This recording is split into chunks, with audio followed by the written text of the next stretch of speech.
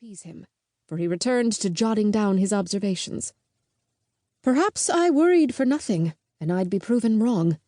Perhaps it was nothing more than that, unlike the colorful multitude, I wore my typical workaday outfit, a dark blue pinstriped skirt, and a starched shirtwaist that boasted a mere smidgen of lace at the collar, and a bit of ribbon piping at the cuffs.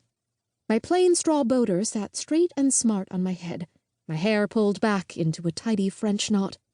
I hardly presented an aspect one would consider festive. But as a working woman, I had learned not to compete with the ladies of the 400, that elite number of guests who fit comfortably into Caroline Astor's New York ballroom, and which had come to define the parameters of society's most prominent members.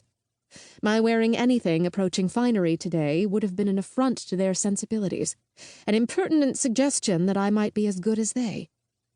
Never mind that I was a cousin of the Vanderbilt family, that I was the great-great-granddaughter of the first Cornelius. Unfortunately for me, or perhaps fortunately, depending on one's point of view, I traced my lineage through one of the Commodore's daughters, and that formidable old curmudgeon hadn't believed in leaving much of anything to women.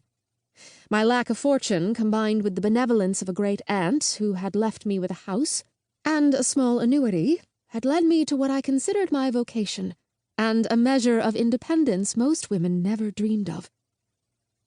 Speaking of my vocation, I very nearly opened my velvet handbag, rather threadbare at the edges, to be sure, to dig out my own writing tablet and nub of a pencil. It had become a professional habit during the past several years. But as editor-in-chief of the Messenger, a position I'd come into last summer, I was no longer required to take meticulous notes on every frock that entered my field of vision, or the height and shape of every boot heel, or which young lady held the arm of which eligible gentleman. That responsibility belonged to Ethan, and I knew I could trust him to make a fine job of it.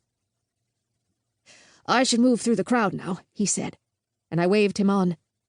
His dark hair slick with macassar oil, he weaved his tall figure along the sidewalk, his pencil flying across his notepad. From time to time he stopped to speak with this or that spectator, and jotted down his or her reply. He possessed an unerring sense of which of our summer denizens sold the most papers to our readers. And yet it was with a twinge of envy, one I couldn't entirely explain, that I watched him go. I threaded my own way through the milling spectators, stopping periodically to chat with friends and acquaintances. For a penny, I purchased a small bundle of roasted peanuts from a vendor cart.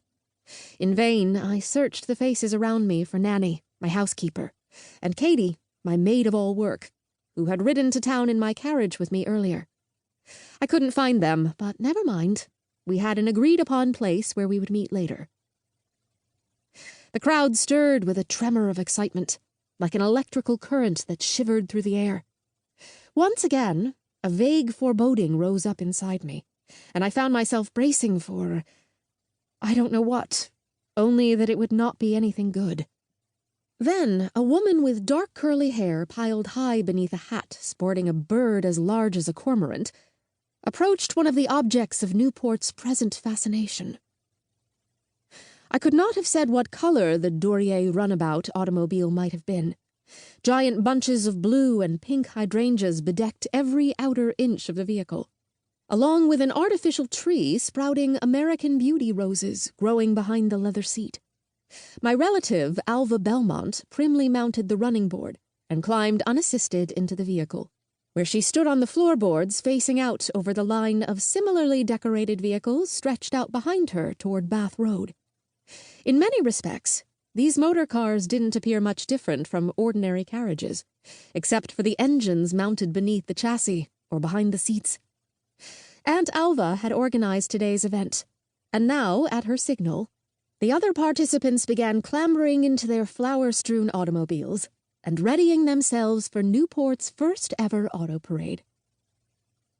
Among them I recognized, of course, Vanderbilts and Drexels, Ulriches and Gallettes, Taylors and DeForests, and a gaggle more who were brave enough to display their fledgling skills at the steering tiller. I noticed Harry Lair helping a now-aging Caroline Astor into his automobile, and Winthrop Rutherford, who had once been my cousin Consuelo's sweetheart.